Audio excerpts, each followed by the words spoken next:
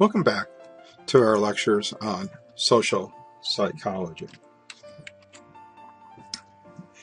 In part 3, what we're going to take a look at is social relations, and we're going to focus in really on 3 topics here. We're going to look at the notion of prejudice, aggression, and attraction. When we talk about prejudice, well, we're really the term comes from really making a prejudgment, okay? But it's generally one that is based on more or less unjustifiable attitudes, which generally, for the most part, as noted here, are negative toward a particular group of individuals or a group, and that. And it's oftentimes directed along either cultural, ethnic, or gender lines is when we have these types of prejudices. Okay? But take a look at some components of prejudice then. This prejudice is generally there are beliefs. And oftentimes the beliefs are stereotypes, which once again may not be an accurate reflection of a particular group. And rest assured that the stereotypes, too, are going to be somewhat negative. Emotions, hostility, envy, fear. A lot of times the prejudice comes from a false sense of fear, is that we've been told that possibly these people can harm us or things like that. And, in the United States right now, we have, a lot of paranoia, following 9/11 in relationship to, the Muslims. And there's a sense of fear there that produces this, and it produces a lot of emotion.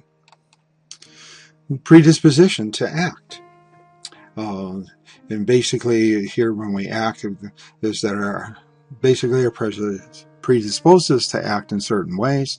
One, it may be to discriminate and not to hire people. Maybe we have prejudice against blacks or women or Hispanics and things like that, and we don't hire them, or we maybe attempt to flee, or in even more worse and severe cases, kind of the old Ku Klux Klan, where they were more, their predisposition to act could be that of violence. So prejudice works both at the conscious level and at the unconscious level. And this goes back to, all the way back to chapter 3 when we're talking about states of consciousness and talking about, the 2-track mind that we have that conscious route, and then we have the unconscious route. And actually, when we look at the research on prejudice in recent years, we've been more or less going more the unconscious route is playing a bigger role in the formation of prejudice than that of the conscious side. And that is somewhat more implicit rather than explicit.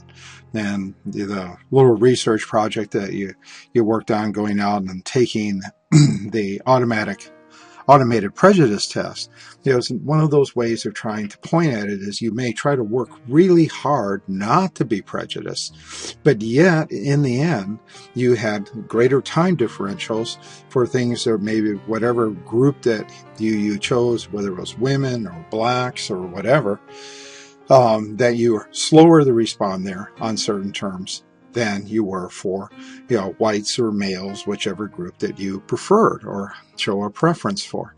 And so prejudice sometimes is more like a knee-jerk response than it is a conscious decision, meaning that it's reflexive. And a lot of times you're like, I don't even know where that came from. It just sometimes is there. And that, shows that more or less that automated processing through the unconscious side. When we look at prejudice, the one good thing is that we see prejudice is actually decreasing in society as opposed to increasing. And I think that's one of the things to really take our hats off and tip the millennial generation, in the sense that they're probably more accepting and more embracing of diversity and differences than any other type of culture. Now, at the same time, and when we talk about how prejudice is formed, some of the things that the older cultures had, the youngest culture here, the millennials, don't. Through our TV and things like that, we see depiction of homosexuality. Minorities are playing, key and important roles, and it really kind of diffuses a lot of those stereotypes that we used to think. But when I was a kid, homosexuality was something you didn't talk about. If you were, you never came out, and generally, when it was depicted in movies and things like that, it was very derogatory. And so, you pick up those messages, even though you maybe have never met a homosexual, never thought about a homosexual, those messages get subliminally processed into memory. And later on, you find, I don't know why I have these feelings towards a homosexual. I just do. Well, over time, by depicting it very differently in our television shows and in the world around us, we're most likely going to see our view shift. And when we take a look at just here on intermarriage between whites and blacks, you go back to 1958, and a very, very small percentage of the population, supported this.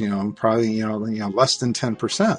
However, we move up to the study, which only goes up to 2003, and we can see now that we've cleared the 60%, 70% mark, and the trend is probably still going up and up and up, where we're probably finding a much smaller percentage of the population, even today, not agreeing with or not approving of marriages between blacks and whites.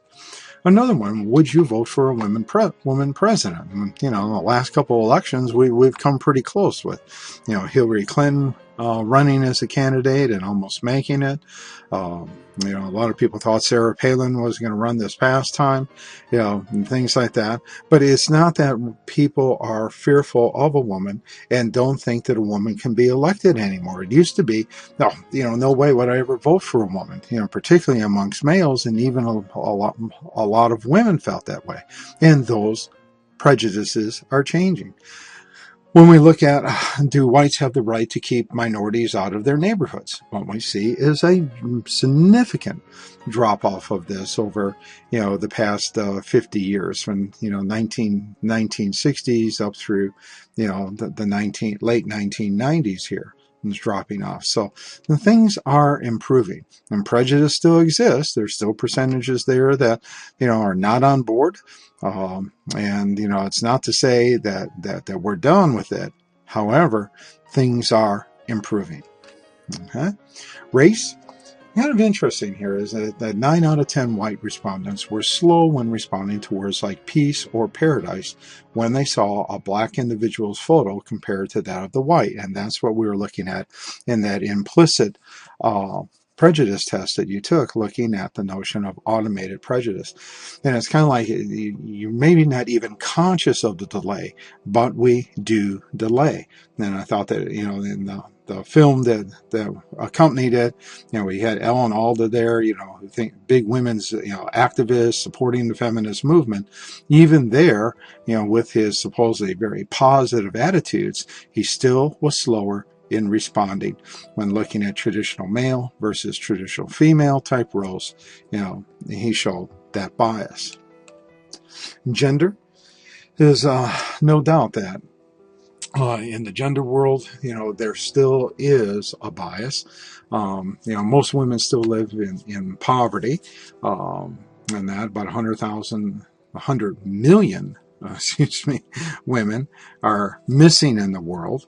And, that can be through, sex trafficking, all sorts of different things. But there seems to be at times a less of a value placed on a woman's life than that of a man's life. And particularly, in countries like China and India, where there's a tremendous preference for male children. And, oftentimes we see, and, many of us have witnessed, where we see, children be adopted out of China. And for the most part, they're almost all young females as opposed to males. And plenty of females, not as many males. The families want to hang on to those. Kind of an interesting side, though, as much as there's a prejudice that prevails against women, it's actually, in a study that was done, with individuals, we found that more people actually feel more positively toward women than men. And actually, women in this situation here, looking at either picture A or B, as far as a matrimonial partner, they actually prefer the more feminine male than the more masculine male on the left. And kind of interesting, but so it shows that while we have this bias somewhat towards women, we generally rate them higher and feel more higher towards them, and even more feminine characteristics and even facial features in a male are prized somewhat more than that of the harder masculine. So, why does prejudice arise? Well, one of the answers is social inequalities, social division, and emotional scapegoating. And let's take a look at these. In social inequality, basically prejudice develops when some people have more money, prestige, or than others do. There's that kind of jealousy. But that jealousy, in that sense, does breed somewhat prejudice in that. And that's one of the things that we have to be really concerned about at times is, how we portray people, because it can build prejudice when we falsely betray them. Okay? The yes and them effect. There's the in-group. And those are people who share my common identity, or share an identity that I share an identity with. And then there's the out group, those who are different from my group. And that could be race or sex or culture or even political party. And as we see, there's an in-group bias where there's a tendency to favor your own group. And that, so, Republicans may be more friendly and helpful to Republicans. Democrats are more friendly and helpful to Democrats. Along the lines of religion, you may find that, the Baptists are more willing to reach down and help out a fellow Baptist than they are a Catholic, and the Catholic may be, equally predisposed to reach down and help up a Catholic as opposed to the Baptist. So we have these things, but you have that in-group and out-group, and unfortunately, many of us, we look at the world as a way of in-group and out-group. One of the things is categorizing people gives us a sense of order and organization, and our conscious mind loves organization. And so, it's natural for us to try to categorize people, put them into the various slots and that. And this is one of the things, is a kind of a natural human tendency, is to lean in that particular direction. Okay? Emotion, plays a part in this, and it does provide more or less an outlet for anger. Okay, by providing somebody to blame, that kind of the scapegoat type of notion here.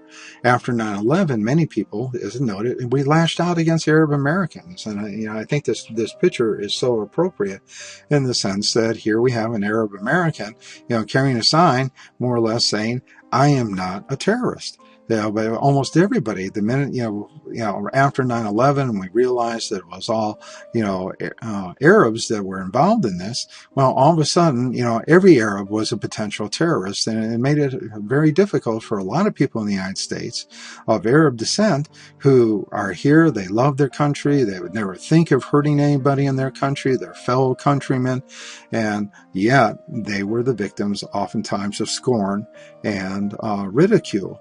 Following 9/11. Also, there's a cognitive aspect of it. And here we come back to that notion of that desire to simplify the world around us through categorizing. Okay? And so here, I love the kind of the cartoon. You're Bob? Sorry. You researchers look all alike to me. And how many times do we hear various groups categorize other groups like that? You hear whites sometimes say that about blacks. You hear blacks sometimes say that about whites.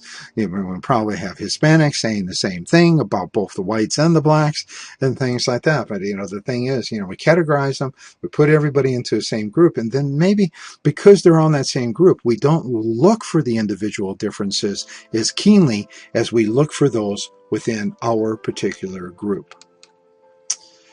One of the other aspects of it is just that kind of mindset that we bring in when we move into this cognitive set. And, this issue of terrorism and terrorists being Islamic.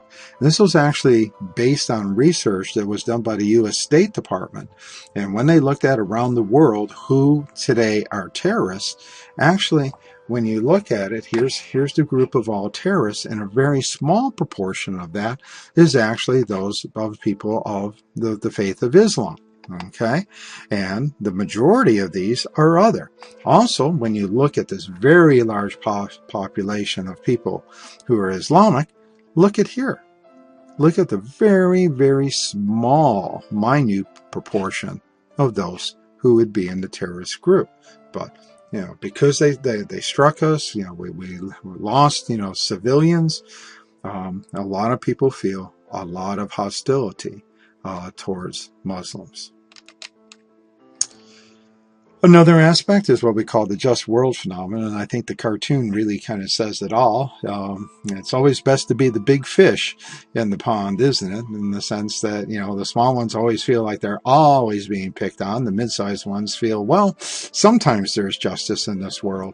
And when you're the big one and you've got the run of the mill here, so to speak, it's always a just world because I'm on top and not losing. Okay. Let's take a look at the topic of aggression then. Aggression can be any physical or verbal behavior intended to hurt or destroy. Okay? And it may be done reactively, as noted here, out of hostility, or proactively as a calculated means. Now, we have aggression. And aggression, means, we're aggressing against somebody, we're using coercive influence. Okay? And that. We also have the term violence, and violence should actually be distinguished from aggression. Generally, violent behavior is broken out, where in violence, the intent is actually to cause physical harm. In aggression, we may take a strong position against somebody, and it could be physically or verbally, but the intent there isn't necessarily to harm them, it's to get our way and to use what force is necessary to get our way, but the end product is not to hurt them. And that's one of the things that separates aggression from violence. So violence generally always is motivated by, in the end, with the intent to cause harm, to actually hurt somebody. We in the process of being aggressive, asserting ourselves, we may harm people, but that is not the intent. It's more or less an unattended consequence. Okay? And what we see here is that research shows that aggressive behavior emerges from both an interaction of biology and experience. So, when we look at the biological side, we essentially have three major influences here: genetic, neural, and biochemical, to which we've addressed prior in other chapters. So the genetic influences, what we've seen is that we can breed animals for aggression, and we've done that in certain sports. Michael Vick, was very prominent years ago, the quarterback from the Atlanta Falcons, before he fell from grace. And the reason he fell from grace is that we found that he was raising dogs and breeding them for dog fighting. But that's something, that, has been done over time. We have the cockfights and all sorts of different, animals over time have been bred for that. For sport, and sometimes in laboratory research, we've done the same thing. Also, on the genetic side, we believe that the Y chromosome in males is linked to aggression. Why are males more aggressive? Why do we have a larger amygdala? Why do we seem to be much more sensitive to the release of adrenaline and noradrenaline and getting our system fired up? And we believe that there is a possible link to the Y chromosome. Some males are born XYYs, where they actually have a third chromosome in that sexual pairing, which is now a triad. But we used to refer to these people as super males, in the sense that they had that extra Y there, and a lot of people thought that extra Y made us prone to physical violence and aggression. And an initial study was done with some inmates on death row, then they found that they had a higher percentage of XYYs on death row than what they normally expected to see in the population. And for a while then, we referred to this as the super male gene structure that could lead to aggression. However, later on, researchers going out and studying people who never performed any aggressive acts found that there were many with the XYY. And so therefore we pulled back. But we still are suspicious of the Y. Neural influences is that centers in the brain, such as the amygdala and the frontal lobes, are very much involved in aggressive behavior, and we talked pretty extensively about that when we went through the chapter on biological psychology. Biochemical effects is the interaction here. Interesting enough is that animals with diminished amounts of testosterone due to castration become docile, and it's the same way in humans. There have been times in the past where we've called for males who are rapists or perform sexually violent acts against women is to be castrated. And, there was actually this done at times and ordered by courts. Now it's illegal, but we still do it through chemical castration. And a lot of times rapists and things like that are required to take certain drugs that will reduce the testosterone levels in their body and therefore lower their aggression. But put a little bit of more testosterone back in them and their aggression levels will come right back up. Okay. Some evidence that prenatal exposure to testosterone in the fetus can increase aggression in female hyenas. And that, so if we put a little testosterone into the womb in female pregnant hyenas who are having female offspring, where females come out more aggressive. Okay then, so let's look at the psychology of aggression. Why does it come about? And we have essentially 4 influences that we're going to look at. One, it's just dealing with aversive events in our life. 2, learning aggression is rewarding. 3, observing models of aggression. And 4th, a real interesting one and related to a recent case of violence, is acquiring social scripts. Along the lines of aversive events, this is a picture from a few years back. Ron Artest, basketball player for the Pacers, was being taunted by a fan in the stands. Every time he was down at the court, he was taunting them and making a whole variety of personal statements about him. And eventually Artest lost his cool and went flying up into the stands after the particular fan. Artest was suspended, and the fan, of course, was escorted out of the athletic arena. Even when we look at environmental factors here, and we bring these in, is that environmental temperature can actually lead to more aggression. And this was a study that was done in Houston. And we can see as the temperature increases, as the temperature increases in degrees Fahrenheit, look what happens. When it's cool, not very many, we're at the lower incidence per day, around about 6.25. And as the temperature starts to go up, look what happens. It's kind of interesting. We get this little dip here, but then look at it skyrocket as we essentially go from the mid 80s up to the high 90s. Look at the increase in the amount of aggressive events. So when it is warmer out, we're shorter tempered and we're prone to be more aggressive. Well, what about our boys of summer? Are they affected by the temperature as well? Does it, when it's warmer out there on the field, and does it lead them to be more aggressive? Here's a study that was done looking at the number of hit batsmen. And they went all the way back to 1952. They have some umpteen 100,000, pitches thrown, and they looked at the number of times a batter was hit, and then they went and looked at the corresponding temperature on those days. And one of the things that you can see is, the number of teammates hit or the number of incidents, the probability goes up essentially as the temperature. When 3 or more times that a person is hit, look at the probability of that is much higher than it on a hot day than it is for the lesser. So kind of our temperament flares, and we're not as easygoing when we're hot. Okay. Another one is the frustration aggression principle that we can look at here.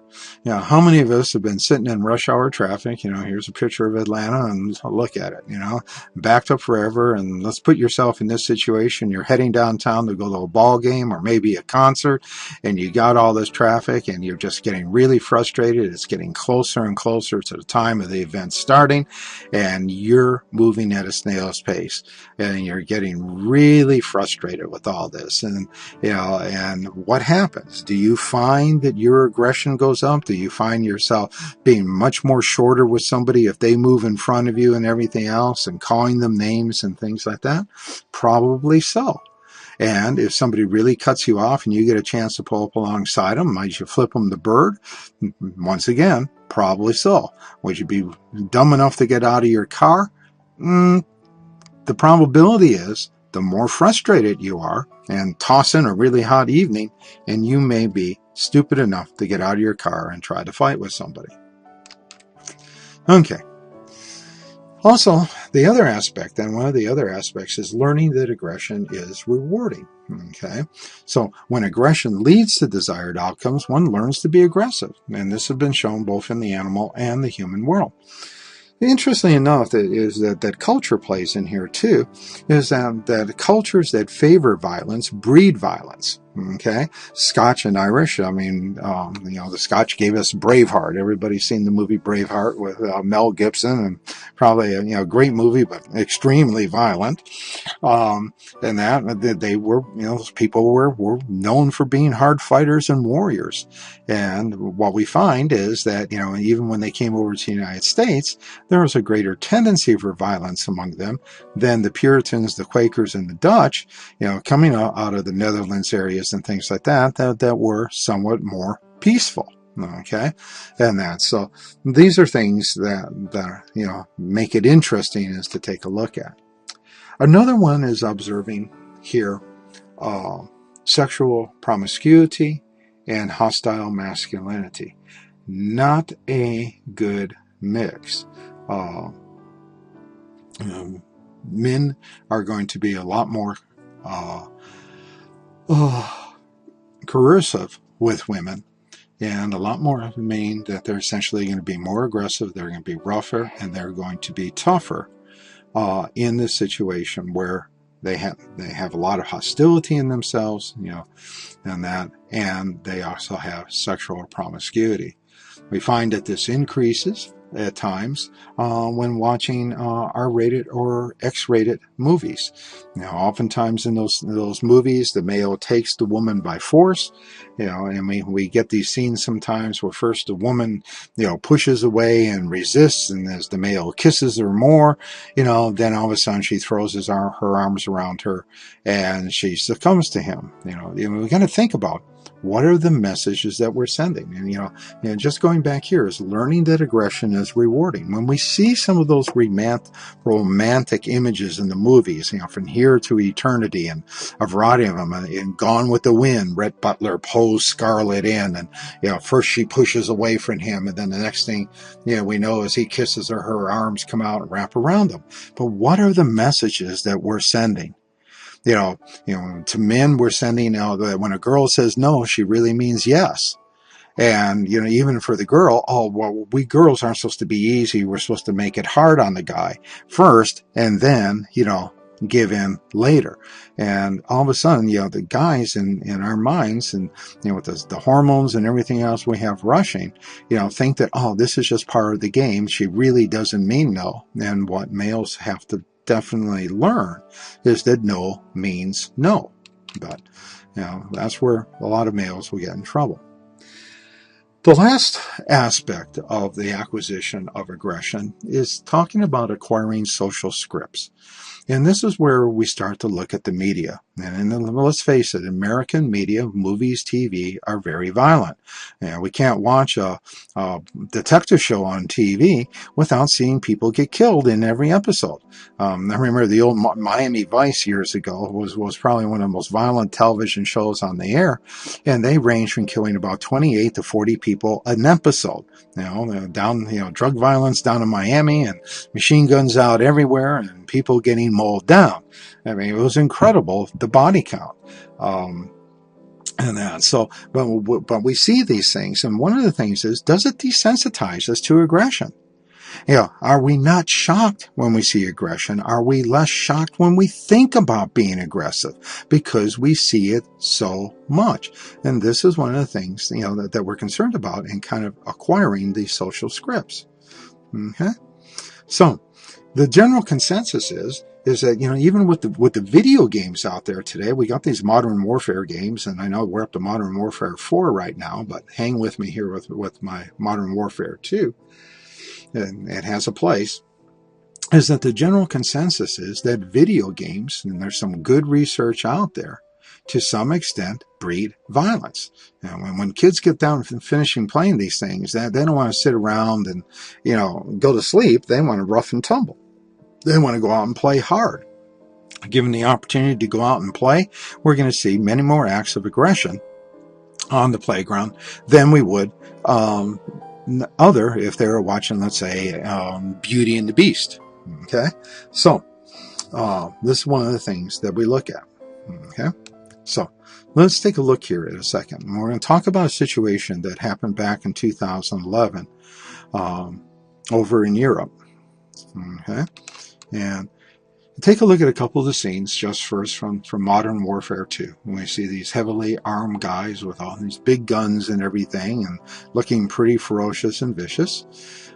Here we have, kind of from the shooter's perspective, we see him, firing his gun, possibly launching grenades, and, we got gunfire splashing up as he shoots at another individual who's shooting at him. What does this do to us? Does it entice us to be more aggressive? Here's the unfortunate situation we're talking about. In Norway, Norwegian Anders Breivik went on a kind of a bombing spree of government buildings. And then, as some of you may recall, this is the individual that went to a youth camp and basically loaded with weapons, as we kind of see, a picture that was taken of him, not after the combat or anything, but this was just a picture that he posed for, but you can see him loaded down with explosives and C4 and his gun and everything else. But he went to a camp and just randomly shot 69 people, most of them teens, and just mowed them down. And, everybody was still trying to figure out, why did he do it? One of the things they found is that he was dedicated player of Modern Warfare 2. And he told the police that it wasn't much as a game to him as his training simulation, is where he learned to shoot and fire and, use the various weapons that he used in this particular assault. And, findings like that, make us, very, very skeptical about the amount of violence that our children are being exposed to and how it may influence them and society in the future. But, with all this violence, are we becoming numb to it and therefore not thinking that it's so bad as we once did? So in summary here, when we look at aggressive behavior, we can look at, the three-part model that we've seen as we move through the other chapters. We have the biological, the psychological influences, and the social, cultural influences, all impacting how aggressive we are. Let's zip over and just take a quick look at psychological attraction. Got this handsome young penguin down here. But one of the things is that in sexual attraction, proximity, whoever's, basically, if they're available and they're close, we're probably going to be more likely to be attracted to them than somebody who's way far away. So geographic nearness is powerful in predicting friendship, and repeated exposure to an individual basically is going to increase the attraction. So the more we're around somebody, the more likely is, if we're compatible at all with them, we're going to become more and more attractive. Okay, and this example here is just, as you can see, is a rare white penguin that was born at a zoo that pretty much was initially an outcast, but because the penguin was there all the time, it didn't look like the rest of the penguins, but eventually, in over a 3-week period, it was accepted into the group because of its proximity. It was always there. Okay. Other side of it then is once we've dealt with proximity, is physical attractiveness. Here we have President Obama and Mitt Romney, and they're both giving us their big toothy pictures, big smiles there, and doesn't matter in a presidential election, attractiveness. People oftentimes say that, if we had the modern media we did back in Abe Lincoln's day, he wouldn't have had a ghost of a chance of being elected because of the facial deformities. People, so, they read the words in the press that he recited, but they never saw him. And so, but anyways, if you look at these two, they're always putting their best image forward. Or do they? Excuse me here for a second. Would you vote for either one of these guys? Particularly President Obama here. I mean, if you maybe hadn't seen that it was Obama and knew that it was Obama, you might not. I mean, that's a pretty rough image, and I don't think we'll ever see a press release with that image in it, or ever see him standing up in front of a crowd talking, with the cigarette hanging out of his mouth like that. That's not looking very presidential, is it? Romney, on the other hand, you kind of see him kind of frazzled here. To be honest with you, I went through, I don't know how many pictures on Google, and I could not find a picture. That's the worst picture I could find of him. I was trying to look for something as equally disfavorable as I find the Obama picture. Now, maybe others don't, but I'm not a cigarette smoker, so that that enhances it there. But the thing is, Romney's handlers out there must be doing a great job, because I couldn't find really a really bad picture of Romney. This is as close as I could get. But if that's the individuals we saw, would they be as attractive to us as candidates? From there, similarity. Basically, we are attracted to people who are like us. We share similar beliefs and values and things like that. My spouse and I, we share a lot of similar values about family and faith and country and things like that. And that, in a sense, has helped us be attracted and bonded. I marvel at sometimes how people of totally different beliefs, can come together. You see some of these political commentators where the wife's on one side of the fence and the husband's on the other, and you see them on the talk shows and they're always blasting each other's parties, but yet at night they go home together. Just incredible. But the similarity generally is what bonds us to an attraction. We can talk about romantic love, and when we talk about romantic love, there's usually that initial phase of love that we refer to as passionate love, and where there's an aroused state of intense positive absorption in each other. The hormones are flowing. And here, the two-factor theory then of emotion comes in, is that physical arousal plus a cognitive appraisal of it. Is that when we're around the person, my heart's beating, the adrenaline's kicked up, and I'm going to have to label this. And in this case here, because I'm attracted to the individual, I may label it thus as love. Okay, arousal from any source can enhance one emotion depending upon what we interpret or label that arousal. So, but the thing is, though, is that a lot of times if we're attracted to them, we've had a lot of proximity around them, and we find ourselves, becoming aroused, we're more likely to label it to the love side. There's companion love. And this is what we talk about as a more mature love that we find in relationships as they mature. And a lot of married couples will transition from passionate love to companion love, and where they're mates and companions for life.